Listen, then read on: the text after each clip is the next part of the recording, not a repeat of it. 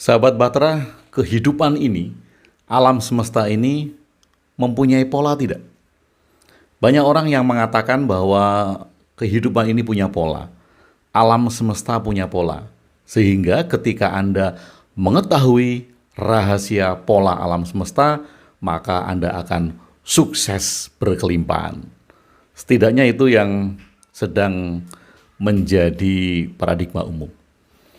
Kita akan telusuri apakah kehidupan ini punya pola atau tidak. Sahabat Bahtera, di awal saya akan mengatakan bahwa ini bukan tentang benar dan salah. Kalau Anda salah satu yang meyakini bahwa kehidupan ini punya pola dan itu membawa kebaikan bagi Anda, membawa manfaat bagi Anda, silakan. Atau kalau Anda salah satu pejuang law of attraction, law of attraction warrior gitu, yang memang meyakini bahwa semua ini ada polanya. Sehingga ketika kita menyelaraskan diri dengan pola semesta, visualisasi, vibrasi, afirmasi, maka kita bisa mewujudkan apa yang kita inginkan. Mewujudkan mimpi, mewujudkan keinginan, mewujudkan apapun juga. Ketika pola-pola itu diketahui. Nah, saya ingin mengajak kepada sahabat semuanya untuk melihat kembali. Sekali lagi ini bukan tentang benar dan salah, hanya melihat kembali, siapa tahu kita bisa meningkatkan hal-hal yang kita ketahui sekarang, atau bahkan merevisi hal-hal yang kita ketahui sekarang, atau bahkan memperbaiki apa yang kita ketahui sekarang. Nah, saya akan mulai dari sini. Dulu saya pernah membuat video mencuplik dari buku saya yang berjudul God, yaitu ada beberapa pertanyaan yang bisa kita renungi bersama-sama. Pertama adalah, ada orang yang sakit dan berdoa, lalu dia sembuh. Ini yang pertama ya, orang sakit, berdoa, dan dia sembuh. Ini ada kan? Ada. Lalu, ada orang sakit dan tidak berdoa, dia sembuh juga. Jadi dua kondisi ini ada. Ada orang sakit berdoa dia sembuh, ada orang sakit tidak berdoa dan dia sembuh. Kemudian ada orang sakit berdoa dan dia meninggal. Ada nggak? Ada, banyak kan? Ada orang sakit tidak berdoa dan meninggal juga. Ada kan? Ada. Jadi sebetulnya kalau kita melihat yang pertama, ada orang sakit berdoa dan dia sembuh, ada orang sakit tidak berdoa dan dia sembuh, yang menyembuhkan siapa? Doa, yang satu berdoa kok, yang satu tidak, sama-sama sembuh. Kemudian kalau kondisi kedua, yang satu berdoa dan dia meninggal, yang satu tidak berdoa dan dia meninggal. Lalu yang menyebabkan meninggal siapa? Doa atau tidak berdoa? Kalau ada yang bilang, oh dia tidak berdoa makanya meninggal. Loh, yang berdoa itu ada yang meninggal juga. Jadi yang menyebabkan siapa? Yang menyebabkan tadi sembuh siapa? Yang menyebabkan dia meninggal siapa? Oke, kemudian kondisinya bukan sakit lah. Kondisinya adalah orang yang sedang mencari pekerjaan. Ada orang yang nganggur mencari pekerjaan, dia berdoa setiap hari dan dia dapat pekerjaan. Banyak kan? Banyak. Ada orang yang nganggur, tidak berdoa, dan dia dapat pekerjaan. Orang-orang ateis dia nggak berdoa, setelah dia lulus sekolah, bisa dapat pekerjaan juga. Nah, siapa yang memberikan pekerjaan? Yang satu berdoa, yang satu nggak berdoa, sama-sama dapat pekerjaan. Atau kondisi yang kedua, ada orang yang sudah menganggur, kemudian berdoa, dan nggak dapat pekerjaan. Belum dapat pekerjaan lah. Ada kan? Ada. Sama, ada orang yang nganggur kemudian tidak berdoa dan belum mendapat pekerjaan juga. Jadi yang berdoa dan tidak berdoa itu sama-sama belum mendapat pekerjaan. Kondisi itu ada kan? Ada. Lalu siapa yang menentukan mendapat pekerjaan? Doa? Kan enggak kan? Oke, kondisi yang ketiga. Kondisi yang ketiga, ada orang yang ingin sukses. Satu orang berdoa setiap hari rutin, kemudian dia sukses. Ada orang yang tidak berdoa dan sukses juga. Ada orang yang berdoa nggak sukses. Ada orang yang tidak berdoa nggak sukses juga. Jadi yang menentukan siapa? Yang menentukan kejadian-kejadian di dalam kehidupan ini siapa? Doa kita. Kalau berdoa otomatis itu adalah kepercayaan kita bahwa Tuhan yang mengabulkan doa. Tapi ternyata ada kondisi yang tidak berdoa. Artinya kondisi yang tidak mempercayai bahwa Tuhan mengabulkan permintaan. Kondisi orang-orang yang tidak percaya dengan adanya Tuhan. Tetapi mereka juga bisa sukses. Mereka juga sehat. Mereka juga dapat pekerjaan. Nah, orang-orang yang berdoa, kondisinya juga sama. Ada yang sakit sembuh, ada yang sakit meninggal, ada yang nggak dapat pekerjaan kemudian dapat, ada yang belum, ada yang sukses, ada yang tidak. Yang menentukan siapa ini? Nah, kemudian sekarang kalau ada keyakinan bahwa hidup atau alam semesta ini punya pola, sehingga kalau seseorang mengetahui rahasia pola alam semesta, maka dia akan sukses, dia akan berkelimpahan, dia akan kaya raya. Kata siapa? Ya kata para penjual training motivasi. Kata para penjual training tentang pola-pola kekayaan. Kata para penjual pola-pola kekayaan tadi. Supaya pola-polanya dibeli, supaya trainingnya dibeli, supaya bukunya dibeli. Dan siapa yang sudah membuktikan bahwa ketika pola itu dilakukan, kemudian berhasil? Kalaupun berhasil, tolak ukurnya apa? Kalau hanya 5 orang dari 100 orang yang mengikuti, apakah itu bisa dikatakan berhasil? Dari jumlah populasi manusia yang sedemikian banyak, tolak ukur keberhasilan itu apa?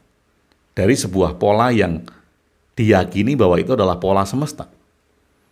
Loh, lain halnya kalau kita bicara tentang pola diri kita sendiri ya.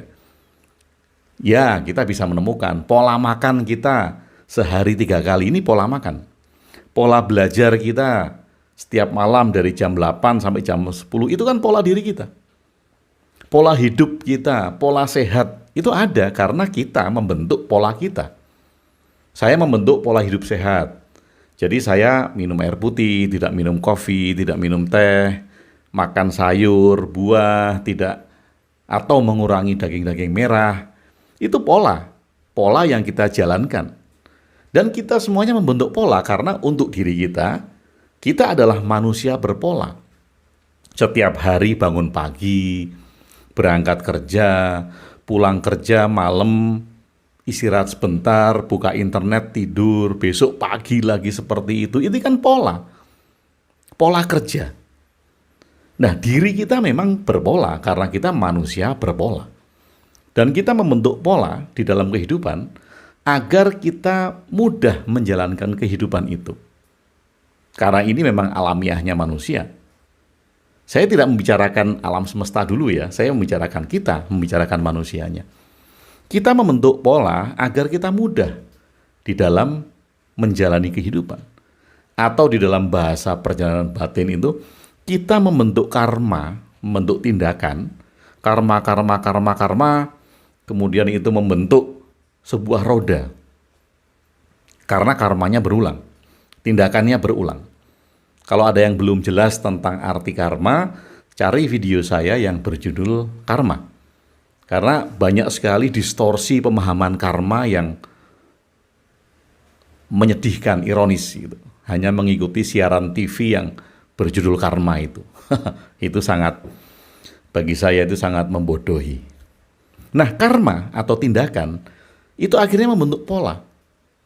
Kita membentuk karma, kita membentuk tindakan-tindakan agar kita mudah di dalam hidup. Seperti kita setir mobil, belajar setir mobil di awal, kita menghafalkan pola.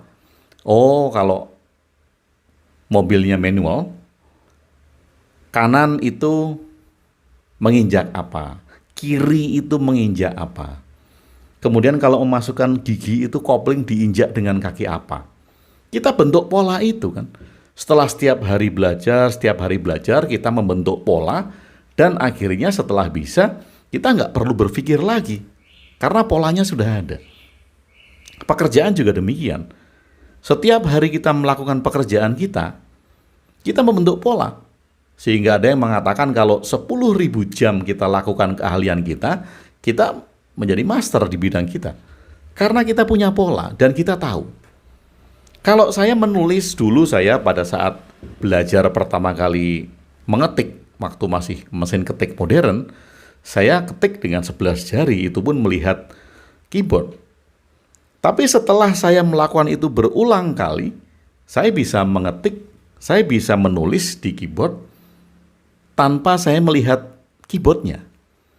Bahkan saya bisa menutup mata dan saya tahu posisi A di mana, S di mana, D di mana, F di mana, G di mana. Jadi ketika tangan saya menyentuh keyboard, 4 jari ini itu sudah berada pada posisi touch masing-masing.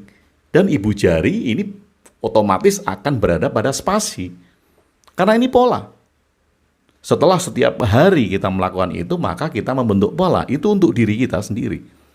Nah sekarang untuk alam semesta, untuk kehidupan. Siapa yang menyebut bahwa kehidupan ini punya pola? Atau alam semesta ini punya pola? Kalau ada, polanya seperti apa? Kalau memang ditemukan rahasia pola alam semesta, nggak ada kemiskinan di dunia ini. Nggak ada penderitaan, nggak ada suffering. Tidak ada orang yang kekurangan. Karena ketika dikabarkan tentang rahasia pola alam semesta, mereka akan bangkit semua. Mereka akan menjadi sejahtera, mereka akan menjadi berlimpah. Mereka yang tadinya nggak punya kerja bisa kerja, yang tadinya nggak punya duit, yang tadinya sakit menjadi sehat. Tapi mengapa itu tidak terjadi? Mengapa itu tidak terjadi? Benarkah alam semesta atau kehidupan ini punya pola? Nah, masalahnya adalah kita berasumsi. Kita mempunyai hipotesis sendiri atas dasar apa yang kita jalani di dalam kehidupan. Saya punya teman, dulu dikategorikan sengsara lah. Sengsara itu karena nggak punya pekerjaan, kurus kerempeng, sehari makan sehari enggak gitu kan. Kemudian di dalam 4 tahun entah apa yang dilakukan, di tahun keempat, tahun kelima melejit. Dia bisa melakukan sesuatu untuk menghasilkan uang di dalam hidupnya. Akhirnya bisa beli rumah, akhirnya bisa beli mobil, dan hidupnya sejahtera. Setelah hidupnya sejahtera, maka teman saya ini membuat pelatihan pola-pola keberlimpahan alam semesta. Jadi teman saya mengajarkan pola-pola keberlimpahan itu. Nah, pola keberlimpahan itu apakah itu adalah polanya kehidupan, polanya alam semesta? Kan tidak. Itu adalah pola kita sebagai reinterpretasi dari kehidupan kita sendiri atas perubahan yang kita dapat. Jadi kita mempunyai memori internal untuk menangkap sesuatu atas pengalaman kita sendiri. Dan kemudian dari pengalaman ke pengalaman kita itu, kita menyebutnya itu adalah pola saya dalam menjalani hidup untuk mencapai perubahan. Jadi ini individual, sangat individual sekali. Setiap orang akan mengalami fase-fase sendiri-sendiri di dalam perubahan-perubahan hidupnya. Dan kalau kemudian pengalaman itu di-copy paste kepada orang lain, bisa berhasil tidak? Maybe. Ada yang berhasil, ada yang tidak. Karena itu adalah pola individu.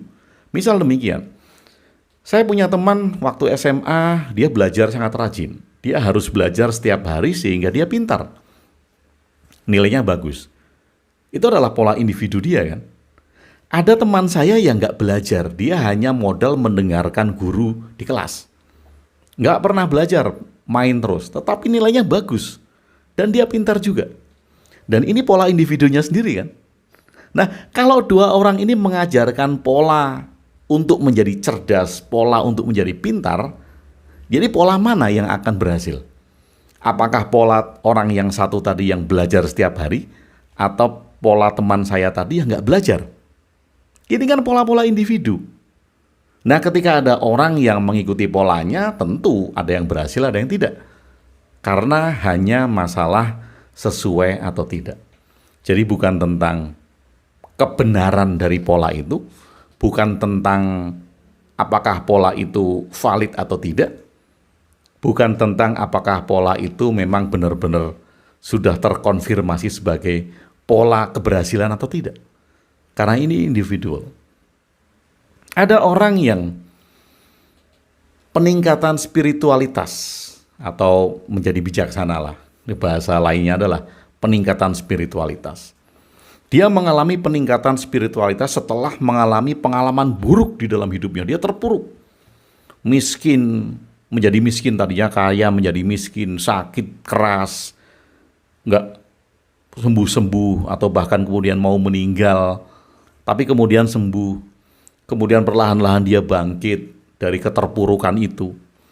Nah, karena pengalaman dia terpuruk itu, maka kemudian dia menjadi bijaksana. Kebijaksanaan dalam dirinya bangkit. Spiritualitas dalam dirinya bangkit. Lalu orang seperti ini, dia akan membuat pelatihan atau mengajarkan cara-cara kebangkitan spiritual.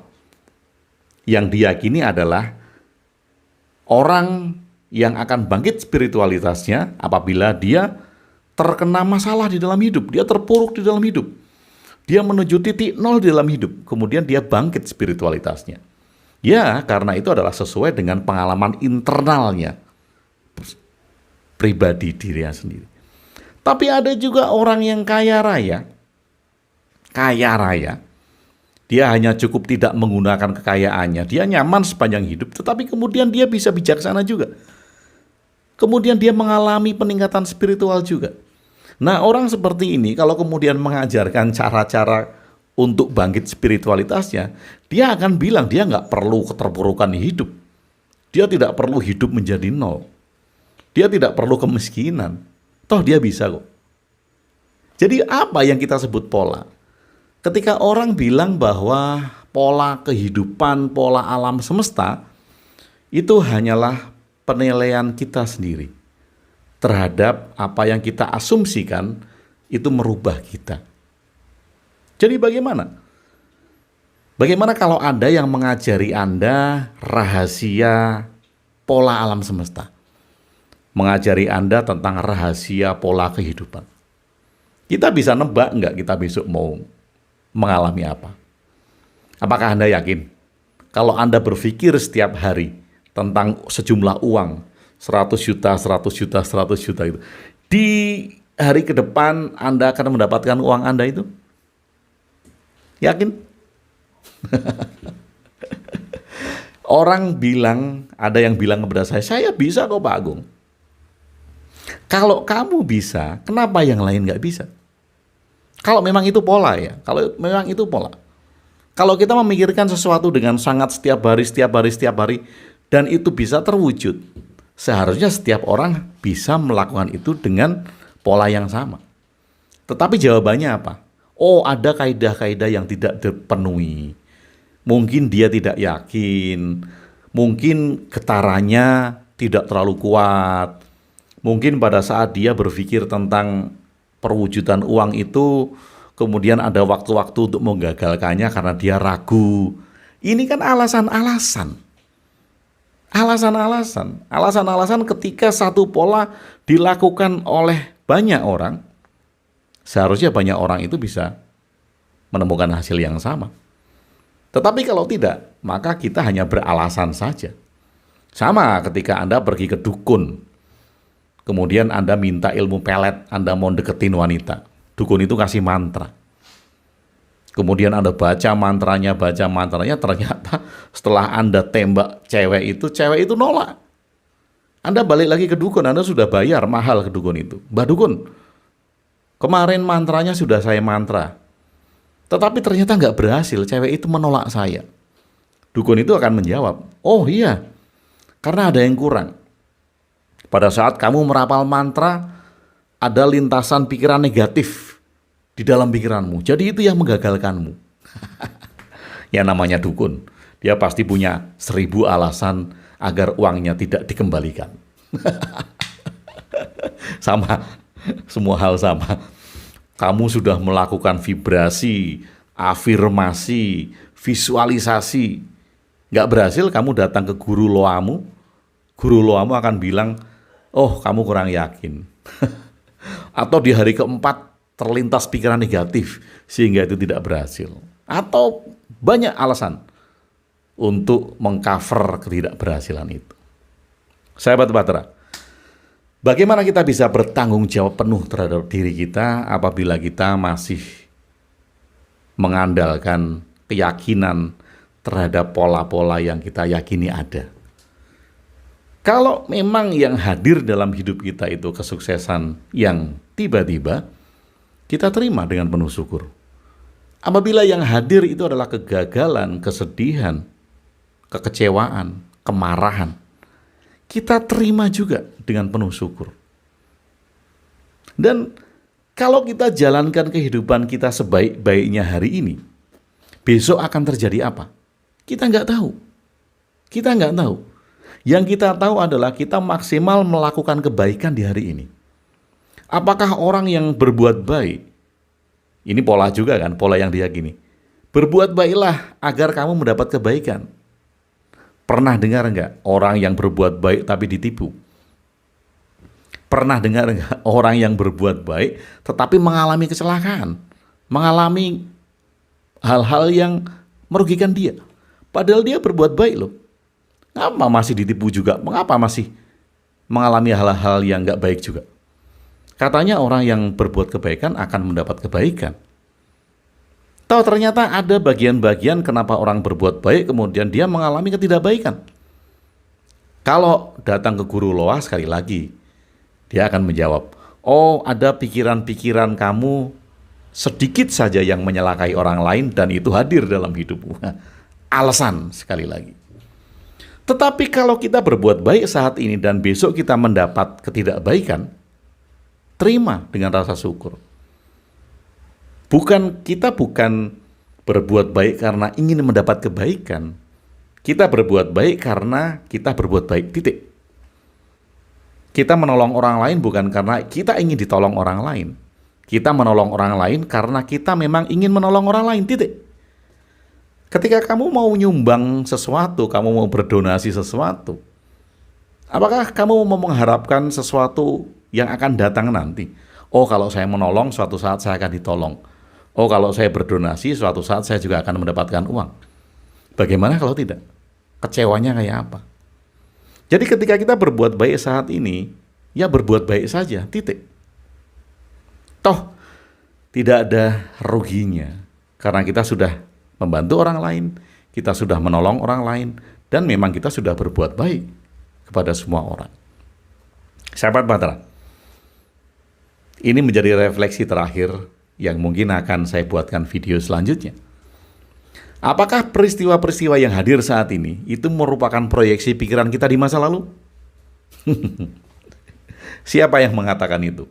Siapa yang mengatakan bahwa apa yang kita hadapi saat ini, apa yang hadir dalam hidup kita saat ini adalah proyeksi pikiran kita di masa lalu? Kalau kita masih berpikir seperti itu, mungkin kita masih mencari banyak alasan. Dan kita perlu alasan tentang kejadian-kejadian kita saat ini. Kita perlu alasan agar kita proven di dalam mengalaminya. Oh iya, ternyata saya mendapatkan uang saat ini karena setahun yang lalu saya pernah berpikir itu. Oh, saya bisa beli rumah karena tahun lalu saya berpikir rumah. Oh, saya bisa beli mobil karena tahun lalu saya berpikir tentang mobil. Kita cari alasan tentang kejadian yang hadir saat ini. Sekali lagi, bagaimana kalau kita bertanggung jawab penuh terhadap hari kita saat ini, peristiwa kita saat ini, dan kita tidak perlu menarik pengalaman itu ke belakang untuk mencari-cari alasannya. Kenapa? Karena kalau kita mencari-cari alasannya, kita belum percaya dengan sesuatu yang datang pada diri kita yang merupakan blessing. Blessing ini unreason. Tidak dapat dilogikakan, tidak bisa diargumentasikan, tidak ada alasannya. Jadi ketika Anda mendapat hadiah saat ini, terima dengan rasa syukur. Dan nggak usah dicari-cari ke belakang. Ketika kita mendapat kekecewaan, juga terima dengan rasa syukur, nggak usah dicari-cari ke belakang. Yang penting adalah bagaimana kita bisa menerima setiap peristiwa saat ini dengan pikiran terbuka, dengan penuh lapang dada. Dan kita bisa menerima semuanya, sekali lagi dengan rasa syukur. Dan bagaimana kita mensyukuri semua itu? Kita akan mensyukuri semua hal yang hadir saat ini dengan tidak berargumentasi mengapa semua ini terjadi kepada diri saya. Ketika kita masih bertanya mengapa semua ini terjadi pada diri saya, mengapa ini terjadi, mengapa ini terjadi, mengapa ini terjadi, kita tidak sudah di dalam menyelami kekecewaan. Karena itu adalah pertanyaan-pertanyaan kecewa. Yang perlu kita lakukan adalah lakukan hal yang terbaik saat ini, yang bermanfaat bagi orang banyak, mengembangkan orang lain, dan tidak merugikan orang lain. Jadi, sahabat Bahtera, apakah Anda percaya bahwa pola kehidupan, pola alam semesta ini ada? Kalau Anda percaya, mungkin saja Anda sudah teracuni buku-buku motivasi. Atau kalau Anda sebagai Law of Attraction Warrior, Anda pasti akan mempertahankan pendapat Anda bahwa alam semesta dan kehidupan ini pola. Polanya Anda ketahui, dan polanya Anda terapkan. But it's okay, ini bukan tentang benar dan salah. Ini hanya tentang refleksi, siapa tahu kita bisa mengembangkan dan memperbaiki apa-apa yang perlu kita perbaiki di dalam kehidupan kita.